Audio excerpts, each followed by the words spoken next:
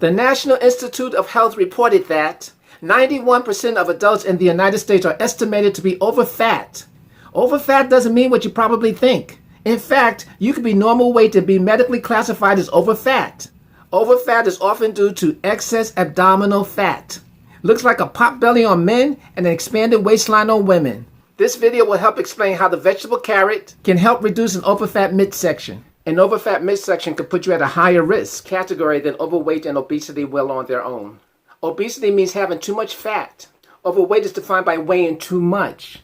According to one report, overfat increases your risk for heart disease, stroke, and diabetes. It also has a negative effect on your knees and hip joints. Men and women aged 40 and above are prone to overfat. Especially after 50, our muscle mass and strength generally reduces or degenerates to some degree. Loss of muscle mass also decreases the rate at which your body uses calories. There are hormonal reasons also at play that are age-related. Other contributing factors are sedentary lifestyles and diets. The United States has physical guidelines for aerobic and muscle strengthening activity. 53% of Americans met aerobic exercise guidelines, which frankly surprised me when I was doing the research for this. Even though that's the case, overfat is labeled a worldwide pandemic. Since physical activity or exercise are not enough to eliminate overfat, then what else is needed? I don't have a medical degree nor am I a dietitian, but the research is clear. Eat foods with less sugar as well as foods rich in dietary fiber.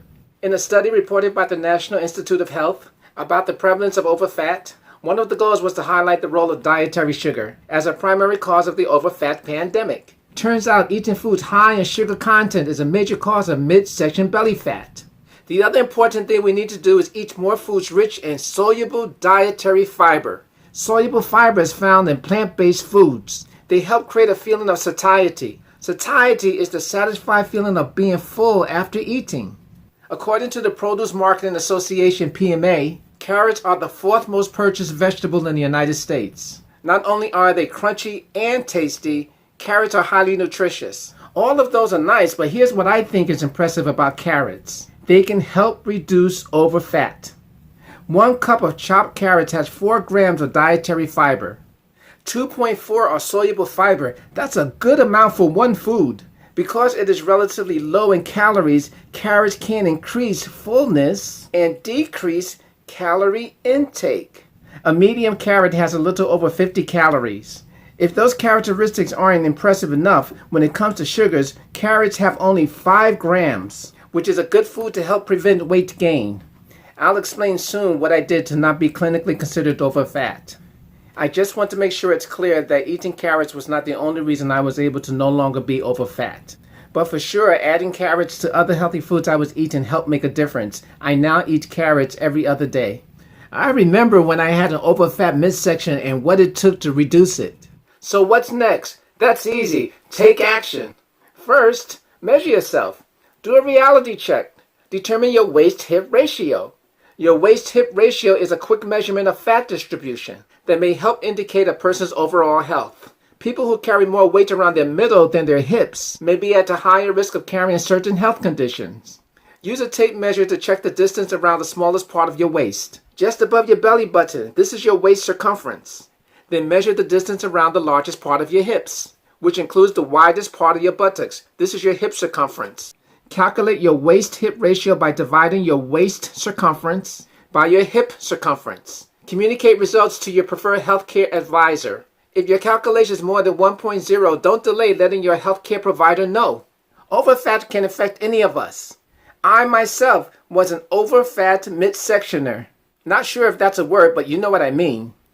My on-the-scale weight said I was a healthy weight, but my waist-hip ratio said otherwise. It was frustrating, especially because I was already deep into making fruit and veggie smoothies in the morning. Back then, I was easily eating 3 cups of vegetables and 2 cups of fruits every day. Now, don't get me wrong, that made a big difference, but I still had another problem I needed to solve, and it was not going to be easy. I like eating chocolate chip cookies, and I loved mint chocolate chip ice cream. During the course of a week, I still have a cookie or 2, but the ice cream I stopped buying and no longer eat. I used to drive to the convenience store 2 or 3 days a week, pretending to be purchasing gasoline, when in reality, I went there to purchase a 44-ounce sugar drink and a bag of chips. Here's how I knew I was fooling myself about the gasoline. I would go into a store, grab a cup and fill it up with a sugar drink, and then select a bag of chips. Inform the cashier how much gasoline I wanted for the automobile and then pay for it all. No big deal, right? Normal. With chips and sugar drink in my hands, I would hop into the automobile and take off. Forgetting that I didn't gas up until I got 2 or 3 stoplights away. Crazy, but I was craving junk food and gulping sugar drinks like there was no tomorrow. All of those and more added up to me eating too much sugar. It's fair to say I've never been an overweight looking person in appearance. I've been called skinny, slim, looking fit most of my life.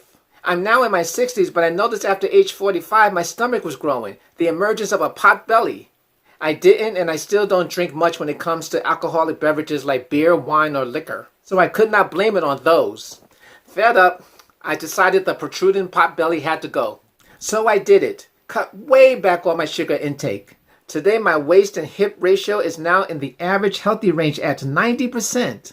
What I did not expect, which I should have, was my weight dropping 11 pounds. Pretty good, but I know all of that progress can be lost if I'm not careful.